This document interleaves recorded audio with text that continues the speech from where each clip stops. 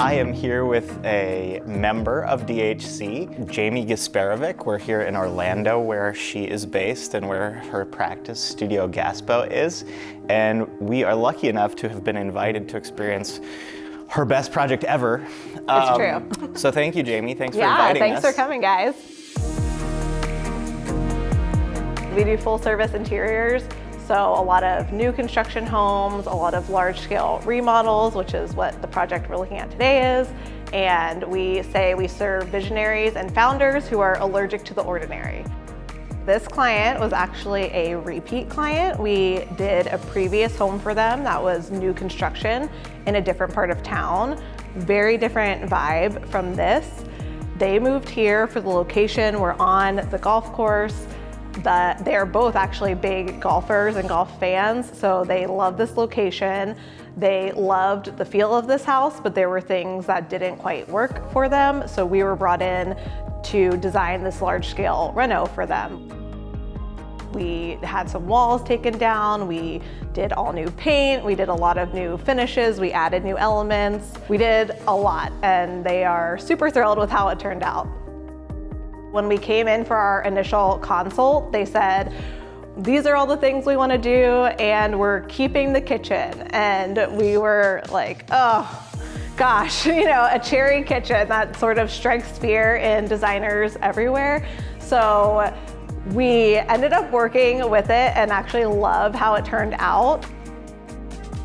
I think sometimes creativity comes from constraints, so it's even more fun to have things that you're not quite sure what you would do with and then work around them and make it work. And I think we really did that in this case. So I never would have said I liked a cherry kitchen, but I love this one actually. Originally, this light fixture was super ornate, super old school. We did not love it. So we found this very large scale light that is awesome. It really modernizes things. This little surround as well was painted brown, and the rest of the house was tan or white, but it really contrasted. So one of the first decisions we made in here was cleaning up all of the paint. There's a lot of different levels and weird soffit things happening, but that just makes it seem a lot more cohesive in here. So that was a big change. And then we added all of this Zalige backsplash and this custom range hood as well. They kept the appliances, they kept the slab in here, all of these things, cabinets stayed, but the addition of the backsplash I think made a really big impact and goes great with the existing slab. We also made the tile guy miter the corner for the finishing edge, which he wanted to kill us for and said he might lose a finger, but I mean, is that not worth losing a finger for? Like, how great does that look? They have their pantry over here, and we added this custom door with reeded glass. We brought in this green color that we used in the dry bar and also the living room built-ins that you'll see. And it just really helped make the whole space a little more cohesive, modernized it a bit. You keep saying we, so I assume Yes. it's not just multiple personalities. Yeah. So tell us about your team. I might have multiple personalities, but I do have a small but mighty team. I have Joelle, she's my senior designer. She's amazing. I always tell people she's a million times better than I am at literally everything. That's what I say about everyone I work with. Yes, and people think I'm being humble, and I'm like, no, I'm literally not. It's the truth, number one. And number two, I also think it says good things about me, because you want to hire people that are amazing at what they do and better than you are in their area of expertise, and that is Joelle all the way.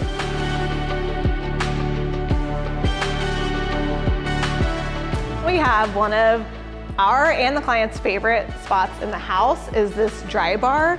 He said in the initial meeting, I really want a bar. I've got a lot of liquor, I've got friends I want to entertain, I want to create a bar space here. So originally this wall jogged back and over and was just sort of dead space. So we brought it forward, built out the wall so it looked even with everything else. And then Joelle came up with this awesome detail of building out the bar. So it comes out here and it's like framed around, which I think is really cool and something that we had to sort of fight for to make happen. It got overlooked a bit in the drawings and we had to go back and forth a lot about it, but we felt like it was really important. And it's actually one of the things the client commented on too. He loves this so much, and it's kind of a small detail, but I think it makes a huge impact. So we did darker zelige around this framing, and we did up to the ceiling there too. And then the backsplash is the same as the kitchen to sort of tie it together, because we were, again, struggling. The kitchen was really existing, and then we're adding this whole new element. So we wanted to make it feel like it all really went together.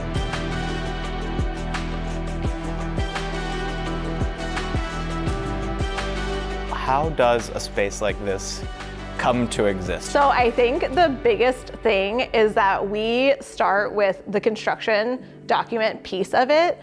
That is something we are very focused on, wild about getting those details right in the beginning so that then all this pretty stuff that you see around us can actually come together. It takes a ton of planning up front, and we put a huge emphasis on that at Studio Gaspo.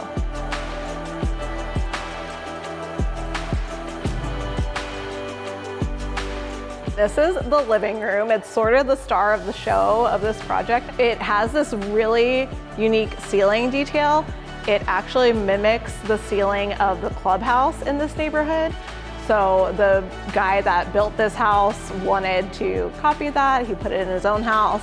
Really cool. They did not want to change it. And obviously this room has a unique shape as well. It is an octagon. So that provided us with some challenges in terms of furniture layout and just what we were gonna do in this space. But again, really cool. I think having constraints and some weirdness like that makes for a better end result because it's different and you had to really think about it and get creative.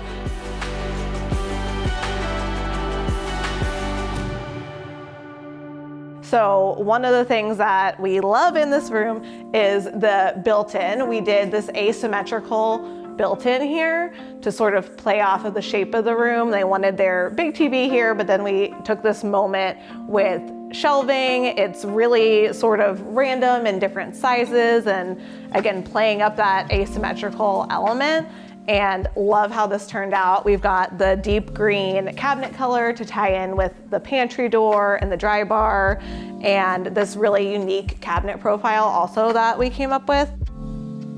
Another thing in here that proved challenging is the floor. Originally it had carpet in an octagon shape with a tile border.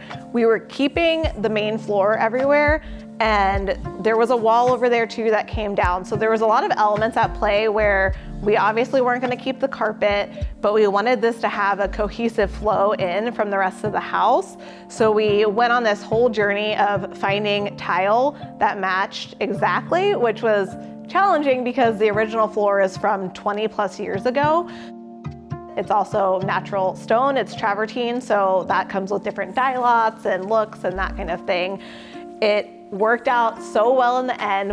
Every time we walk in here, we're like, oh my gosh, you cannot even tell where the transition is. It worked out so well. So that was like we won the lottery with the floor matching.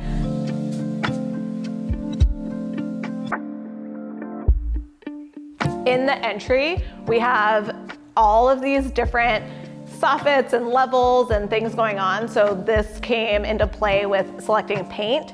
We did the base, the walls, and the ceiling all the same paint color, which is something we do pretty often. We really like the look, especially in here. It cleaned everything up and sort of put it on a good baseline versus having all these different colors and levels and things that you're looking at. It was a little chaotic, so that quieted it down a lot. That's one of the things in here. And then we've got this awesome sculptural console in the foyer that we love, that mirrors existing, that the client already had. There's quite a few things in here where they had existing pieces. They had just fully furnished a different home. So we were trying to take anything that potentially worked in their old home that would work in here and bring it over, so they weren't just sort of wasting all that furniture. So that was one of the elements we brought over. We did this really long, I think it's 18 feet, custom runner in here. And then we've got this little moment with the bench, again, sculptural, really cool. Love this bench so much. And this art from Caroline Piney, which is one of my favorite artists. And I was so happy that they were on board to put this in their entryway. So this is the primary bedroom.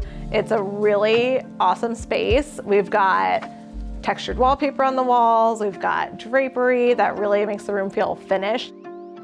So the big design challenge in here is the client wanted 2 queen beds.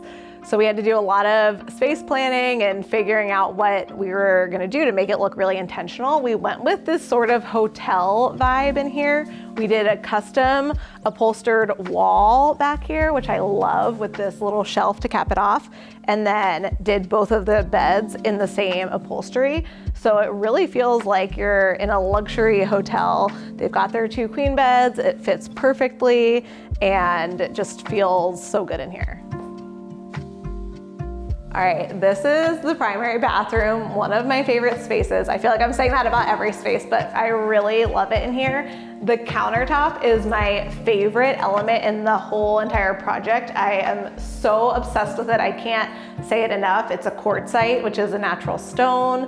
Really, really love it. These light fixtures that we put up are amazing too. They're RBW, we love them. And these cute little outlets that go in the slab backsplash are amazing. They are so much less obtrusive than those ugly like back plates.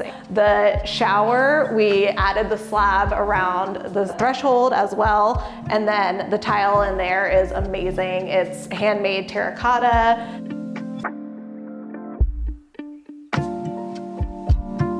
All right, this is the downstairs guest bathroom. This was another space that we didn't do a major reno on, but I think it turned out really cool. We added this wallpaper in the entire space, which makes the space.